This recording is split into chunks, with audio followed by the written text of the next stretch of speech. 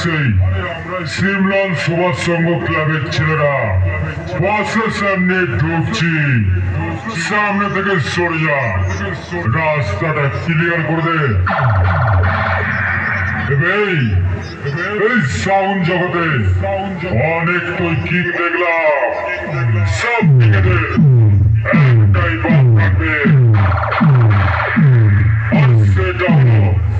এই সিমলান সুভাষ সংঘ ক্লাবের ছেলেদের সারা পাড়া সাউন্ড